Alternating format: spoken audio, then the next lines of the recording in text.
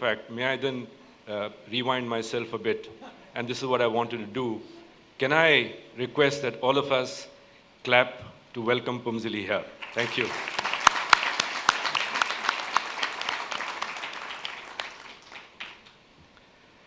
I'd also like to welcome many of you who have adjusted your diaries specially to be here today to participate in this conclave because the subject is dear to many of you. Very briefly about Pumzili, I have a document here which runs into pages, but it's this typical case, where do I start, where do I end? She's special. As a youngster, she was blessed. Her mother was a community worker. Her father was a school teacher. And those qualities is what she picked up, the sensitivity to humanity. Pumzili, at a very young age, in early 20s, she looks very cool and calm here, but she was an activist. She backed an organization called Now. Now. We want liberation now. We want freedom now. And the beauty is that she went around the country pulling people out of the mainstream to participate in the freedom struggle. And that had to do with saying, but listen, before liberation comes education. So that is Pumzili, a minister at a very young age. Mr. Mandela had her in the cabinet. She was Minister for Minerals, Mr. Becky's time. She revamped the minerals whole system, bringing in the underprivileged in the shareholding there, social development around the mines, Deputy President of South Africa in 2005 till 2008, and now the Under-Secretary General of the UN. You know, today, if I might say, Madam, that there is a meeting of rivers in India which is called Sangam. And these are three rivers which meet. It is the UN philosophy, the IMC philosophy, and your philosophy. And what is this philosophy? This philosophy recognizes the power of women. You have a program, Weunite, and which addresses gender equality, which addresses violence against women. And both these are integral part, has been integral part of your life, and you at the UN heralding this. And at IMC, which is a 110-year-old chamber, we have a ladies' wing which was established 50 years ago. So that was the foresight of some of the members here. But more than that is our philosophy that what women can contribute. Our vision is to enhance India's competitiveness globally. But if our GDP has to grow, it has to do with your platform to gender. And Weunite, as I said, has to do with, and these sites are, we are also setting up a broad partnership with the UN to address skills of women. This is a secret that I know. You know, she was a young activist traveling from Durban to Johannesburg, and there was this charming lawyer. Can you imagine, in a 1-hour flight? Thank you, Mr. Prem Narayan. Ms. Radhika Nath of the Mahindra Group is one of the stalwarts of the IMC Ladies Wing.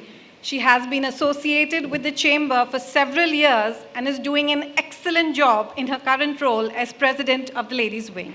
I'd like to invite Ms. Radhika Nath to say a few words.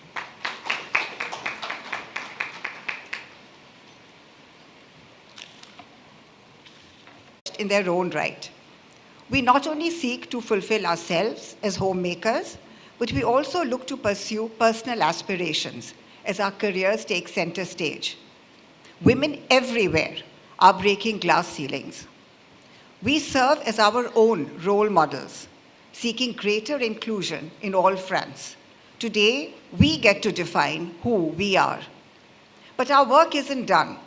In fact, it is only just starting. Despite our tremendous advances, women perform 66% of the world's work and produce 50% of the food, yet earn only 10% of their income and own a mere 1% of the property. Whether the issue is improving education in the developing world, or fighting global climate change, or addressing nearly any other challenge we face, empowering women is a critical part of the equation. The ladies' wing of the IMC Chamber of Commerce and Industry started as a forum for implementing social change as far back as 1966. Today, 5 decades later, in its 50th year, it has become a dynamic movement for the empowerment of Indian women. Through the year, the wing hosts a variety of lecture series and workshops, delegations and panel discussions, calibrated to showcase the work of women from fields as diverse as sport and media, IT and rural development, politics and law. Our annual award series, in turn, seeks to recognize and further felicitate their work. We strive to help them in their efforts to improve and develop society and lead it toward a more progressive, inclusive path. A good example is our integrated intervention plan to lift the socio-economic conditions of the over 400-strong tribal community living in Gadeshwar, a tribal hamlet in the state of Maharashtra. As a direct result of the wing's efforts, Gadeshwar is now dotted with 75 toilets, a crucial initiative to improve the hygiene and in turn the mortality rates of the entire community. A community hall has also been constructed as a space for the village women to conduct small-scale vocational skill development programs. The ladies' wing has also taken the responsibility of ameliorating the Nagpada Police Hospital canteen. The hospital canteen was defunct and in a totally dilapidated state. It is now completely refurbished, renovated, and is fully equipped with the latest appliances. More to it, we have seen that the canteen is operated by the wives of the policemen in an effort to make them economically self-reliant. These are just 2 small examples of the impact the ladies' wing seeks to have, to nurture the development of an egalitarian, inclusive society for a rapidly growing India. We at the wing are a true reflection of the changing status quo for women and their role in the world. To quote Gandhi, we aim to be the change we would like to see in this world.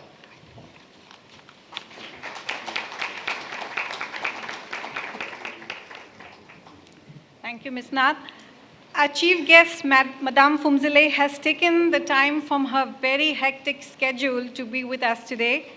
To formally welcome her, I'd like to request Mr. Deepak Prem Narayan and Ms. Radhika Nath to jointly present a small memento to her as a token of our appreciation.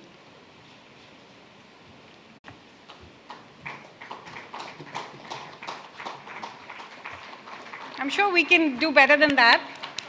There you go.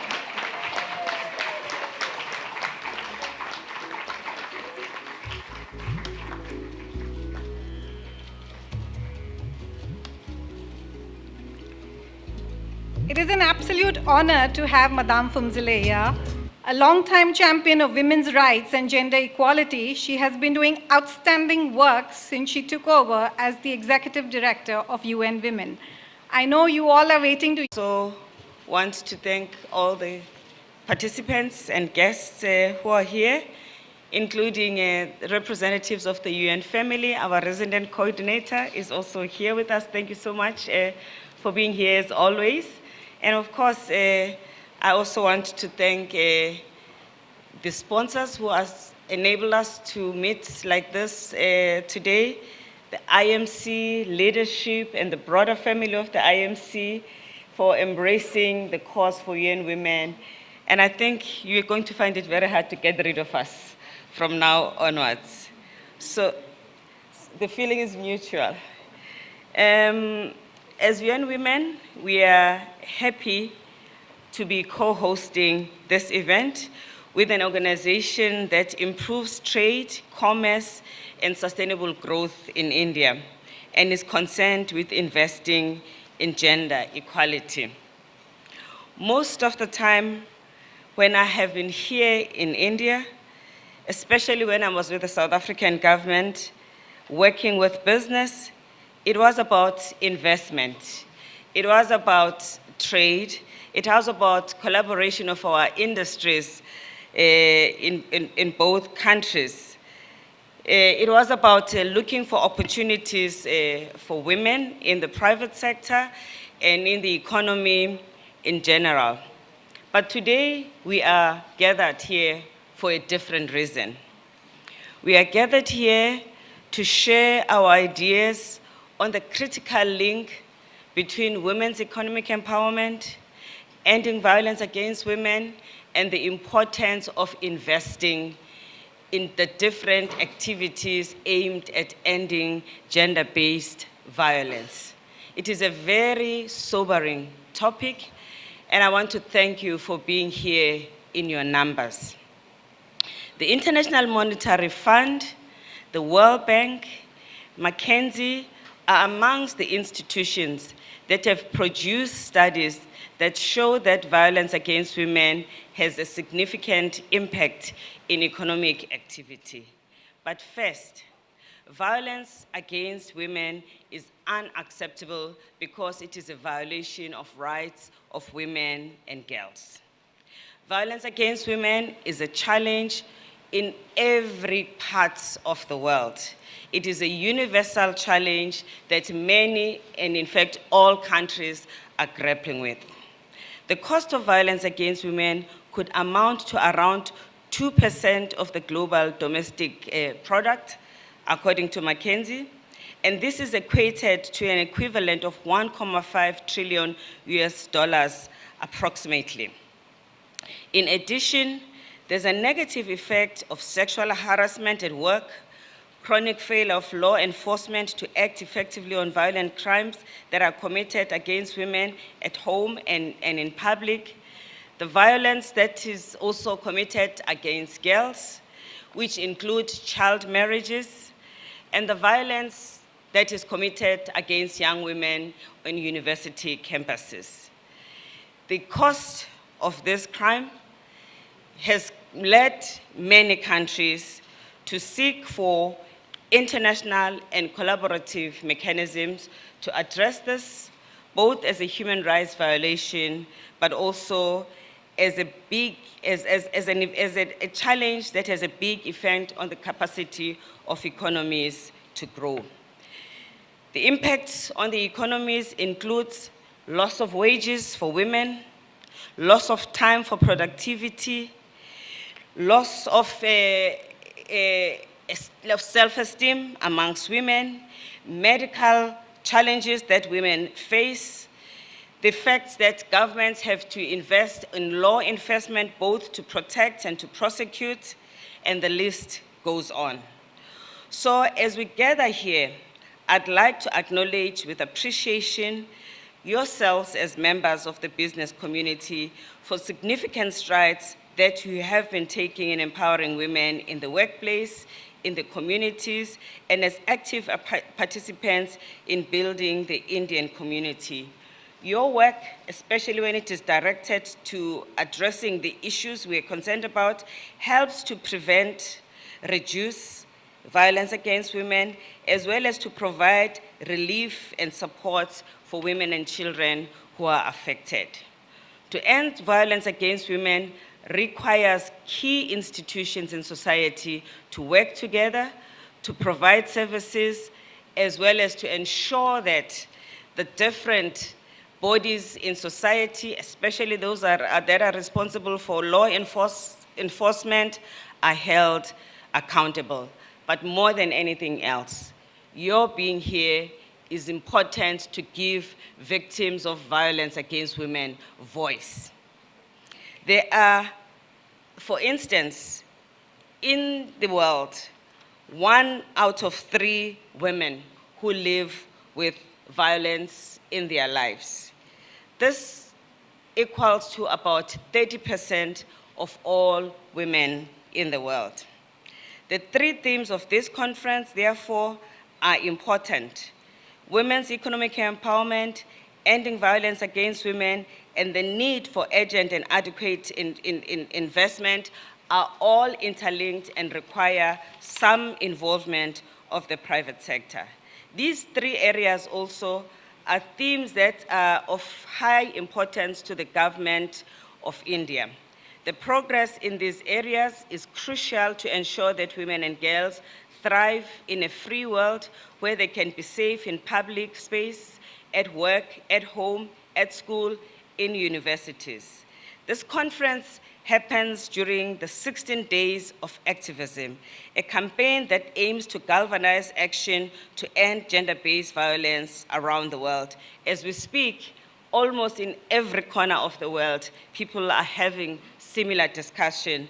They are also discussing both strategies as well as sharing ideas on the different initiatives that they have taken. The color orange that you see dominant today is the color of the campaign. It is the color that was adopted in order for us to give a shine on this issue, to project a brighter future for girls, a brighter future that is also warm, which the orange color captures. From to November 25th to the 10th of December, different iconic buildings of the world, including, as you have heard here in India, will be lit orange. The idea is to spark a conversation amongst people who watch that color and ask questions. Why is this building orange today? And our duty is to engage people and give them ideas about what they could do to address the issue of ending violence against women. In 2015, the world adopted the Sustainable Development Goals, 17 of them. And many people felt this was a long list, especially because the Millennium Development Goals were only 8. But it was important that the United Nations and the member states adopt a comprehensive program in order to address the complex problems of the world. Violence against women, gender equality is right at the center of these goals as adopted. The 17 goals are universal. They address issues that concern all countries, unlike the Millennium Development Goals, which were more about the development of developing countries. The Sustainable Development Goals about the development of the world, the rich and the poor, east and west. If you look at the development goals and you group them, they are about people and leaving no one behind. They therefore address the issue, the plight of girls, of women, of child laborers, of people that live in the inner cities, of older people who may be neglected, and of disabled people. The Sustainable Development Goals also are about prosperity. Prosperity that is shared within nations and between nations, and women's economic empowerment is at the heart of this focus area of the Sustainable Development Goals. The Sustainable Development Goals are also about protecting the planet, ensuring that we usher a low-carbon economy. The Sustainable Development Goals also are about peace, preventing conflict and protecting peace. They are also about partnerships between different stakeholders, and sitting here are partners that are trying to advance the cause of the Sustainable Development Goals. In each of these goals, there are significant interests for women, and in each of these goals, if we address adequately the issues that are meant to address, it has a direct impact on reducing violence against women. Let me give you the example of the goals. There's a goal on ending poverty in all its forms and everywhere. As you know, the poorer the women are, the more she is in danger to be exposed to violence and to have no mechanism to run away from the violence. The Sustainable Development Goals also include healthy lifestyles. They include inclusive quality education and promotion of lifelong learning. They include a special and a specific goal on gender equality. They include ensuring access to water and sanitation, include ensuring access to affordable, reliable, and sustainable modern energy, the building of resilient infrastructures, inclusive cities, ensuring that there's targeted action to combat climate change, and they include also partnerships. Again, looking at all of these goals and the ones that I have not mentioned, you can see how they are critical for private sector to embrace, because as you implement these goals, they will also be a mechanism to address gender-based violence.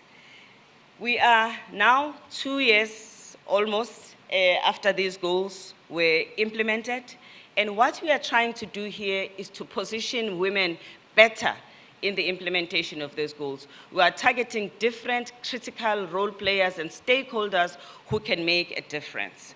Last year, the Secretary General commissioned a report on women's economic empowerment.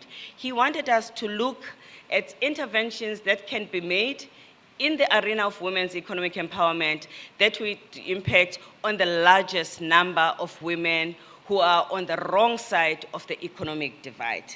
The report has identified women in the informal sector as critical people who may be left behind. In the identification of the informal sector, report highlights the importance of having policy that can provide social protection for women in the informal sector. It highlights the fact that many countries do not have in their labor laws protection as well as benefits for women in the informal sector. The fact that many women in the informal sector do not have a privilege of having a maternity leave, and the fact that these are the women that sit at the buffer zone of society, preventing poverty from getting deeper and deeper. It calls for private sector and all of us to look at ways in which we could provide linkages between the informal sector and the formal sector in order to have a systemic and a progressive improvement of the quality of life of women in the in the informal sector. This is a critical sector. In India, 122 million women who work outside home work in the informal sector. So this is a sector that is too big to fail. It is our responsibility to do something about supporting this sector. And of course, you also have women who are in the paid informal sector, a more structured informal sector, such as domestic work, in the sense that they have employers. But again, when it is unregulated, women's wages plummet, and also women are exposed to violence by their employers, and the ILO has provided us with a convention that countries are expected to adopt and to ensure that they implement. In that way, we are able to have a predictable and a safer and a robust industry for women. In many countries where women are migrants also, they work in this sector. They send remittances at home. And through that, they are able to protect their families, to provide resources for healthcare, for shelter, and for school. Women also that were identified as critical by the report of the Secretary General are women who are at home, caught up in unpaid care work. These are the women who are likely to never work because of the significant work that they have to do at home, whose contribution is not accounted for, who also and many of them start to be caught up in this situation at a very young age. In this report, the situation of these women is seen as critical to alleviate because that would unleash more women for the labor market who can grow the economy and continuously reduce poverty, and in that situation also would empower women to be in a situation to defend themselves from gender-based violence. The women who are in unpaid care work in particular need affordable access to childcare. This one single thing, affordable access to childcare, would be a game changer for millions of women in the world.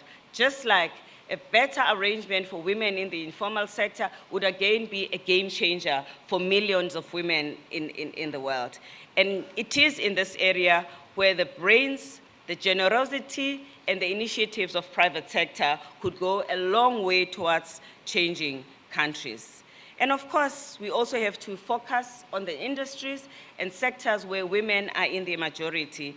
In India, 75% of women in rural areas are agricultural workers. They only own 9% of the land. Again, both in legislation, in support intervention, it should be possible to empower those women and to change their lives sustainably, to take them out of poverty, but also to protect them from any form of violence that would come with the fact that even though they work hard, they still do not have significant economic power. India is not alone in this challenge. This is also a big challenge in Africa, and in a South-South context, it should be possible for countries to come together and to share expertise, share experiences, and turn the situation around. We have also seen the interventions of the Indian government to address the issue of violence against women. The Criminal Amendments Act of 2013 is an important act that needs to be supported so that implementation is effective. The Prevention of Sexual Harassment at the Workplace Act, another important act that needs to be supported so that implementation is effective. As we meet also here as business, we know that in many of our countries, business is led by men. So we're also looking for good men. While women are not dominant in the economy, we need the men that are leading private sector to stand up for gender equality. We want men like our host today, my brother and friend, Deepak, who are not ashamed and embarrassed to stand up and say, I'm a man and I'm a feminist and I care about gender equality. We have a campaign at UN Women exactly to motivate and to provide a platform for men like that to stand up. It is called He for She. He for She #1, who was the first one to sign, was none other than our General Secretary, Ban Ki-moon. But in this room, I see many Ban Ki-moons who I know are ready to sign up for He for She. As He for She, we expect you to make a commitment on the areas of gender inequality, including ending violence against women, that you will take action in, either in your company, in your community, or you will motivate and mobilize others to take action. In India, we see a country that has potential to raise the numbers in the world significantly. As we stand now, we have just reached over 1 million men in the world who have signed up for the campaign. We are looking for 1 billion men. So India, come on, this is your thing. I know India can play a significant role. Researchers in the US have estimated that a $1.6 billion investment in programs that sought to end violence against women results overall in savings of $14.8 billion. So we need you to also encourage investment in this area, because little investment creates big changes. This is one area where the rate of return is very high. And therefore, in your business, in your small and big way, please encourage participation, support, and investment for this agenda. I want to end by telling you that in India, there's more than 210,000 men who have registered for He for She. So I'm throwing this number at you with the hope that by the time we end this day, you would have sent a shout out to friends, to family, to ask them to register. You can just go to a He for She website, and in that site, you can register, and once you register, you increase the numbers. When you have taken a stand in your company, in your personal life, you will see that our world will be in a much better position to achieve on the Sustainable Development Goals, to decrease the pain that women are suffering, to ensure that the next generation will not experience the pain that the women are experiencing now. Because when children witness violence at home, they also grow up to be abusers, and women grow up to expect violence against them to be a norm. This generation has a unique opportunity to turn the tide. As we have adopted the Sustainable Development Goals, they are critical measures that when put together will be able to lead us to substantive equality. And we have a number of possibilities because India is one of the significant countries that has signed up to this. Together with the citizens of India, we have a possibility to be the first generation to attain substantive gender equality for India and for the world, just as we are the last generation with the possibility to turn the tide of climate change. It's a privilege to be in this generation, but if we do not step up to the challenge and make a difference, we risk betraying the cause that is in front of us, the cause that we are equal to achieve and to deliver on. Thank you. And we also, I'd like to acknowledge the presence of all the heads of corporate and industry who are here today. Thank you all for being with us. I'm not going to name names because I will get into trouble for taking some names and leaving some out, but thank you. Thank you all for joining us today.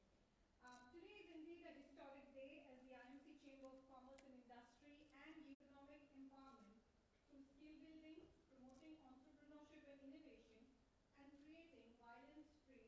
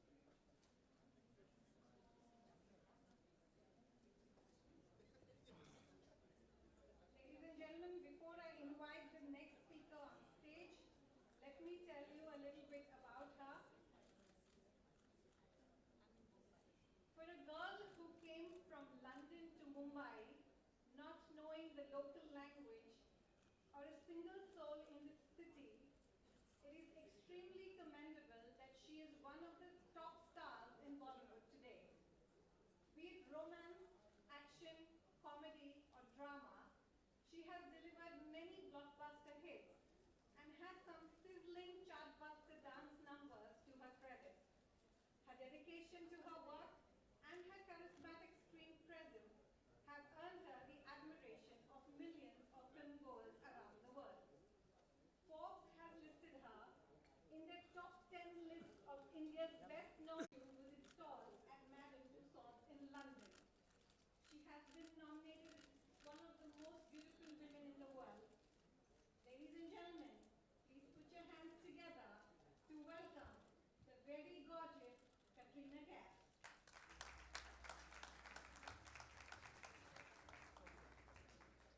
We as a world will strive to achieve by 2030. I was fortunate enough to play a small role in the announcement in India for the same, along with Akshay Kumar, A.R. Rahman, and Mrs. Tina Ambani. It is an ambitious proposal and a tough one to achieve in 14 years. But I do believe that we can achieve this if we all sincerely try together. I'm sure many of you are aware that India had a woman as her head of state way before the United Kingdom, a feature the United States of America has not managed to achieve as of yet. Which is why it is surprising to hear about gender inequality here in India, and yet sadly we do. On a daily basis, there are shocking stories in the media about violent crimes committed against women. Yet, I can only imagine how many more crimes there are against women in India that go unreported. This is not an India-specific issue, though.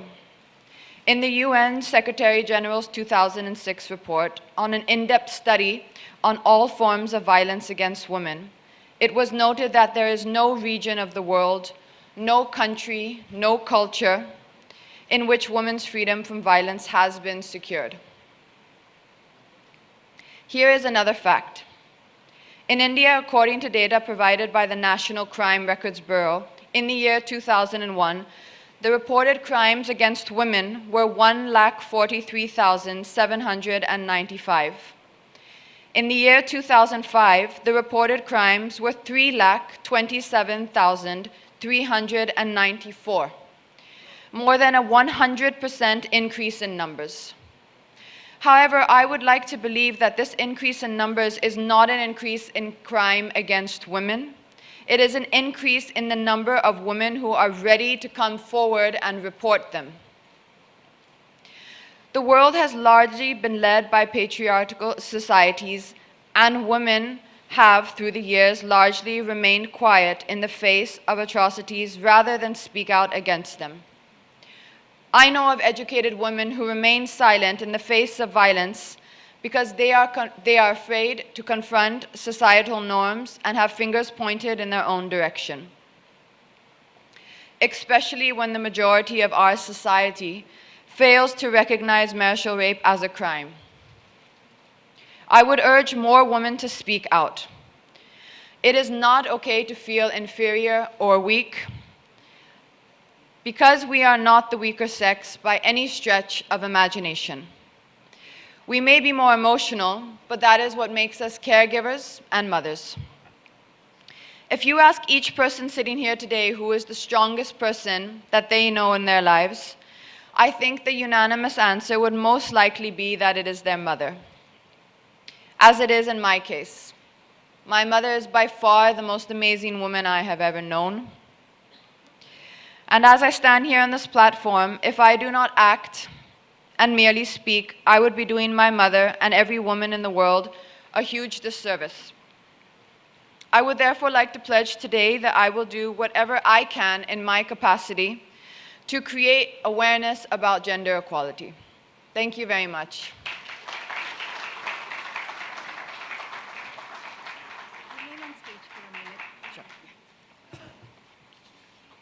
Katrina, thank you so much for being with us. I'd like to invite our sponsor for today's conference, Mr. Rizwan Adatia, to present a small memento to Katrina as a token of our appreciation for her being here today.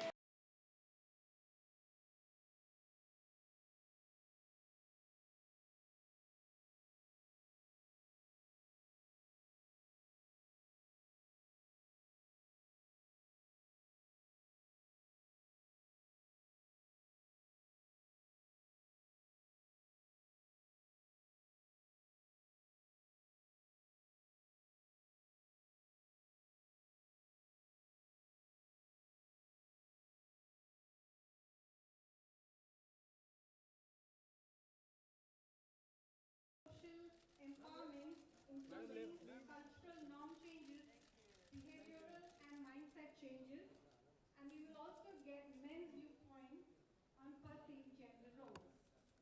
May I request the panelists to come and take their seats on stage. Please welcome them with a huge round of applause as I call their Ms.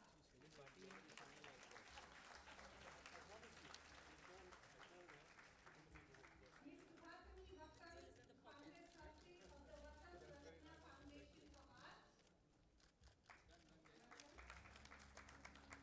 Mr. Aditya Gupta, co-founder of the NGO People for Parity. Dr. Ranjana Kumari, Director of the Swadesh Foundation.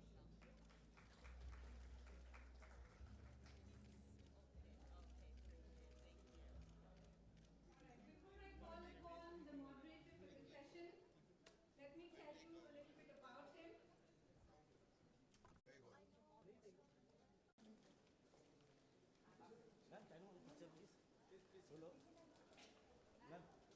Required, but anyway, as you were going, she said no to meeting her, and he said no to. So I'll cancel it now. When was that supposed to be? Hey, bhai. After your speech.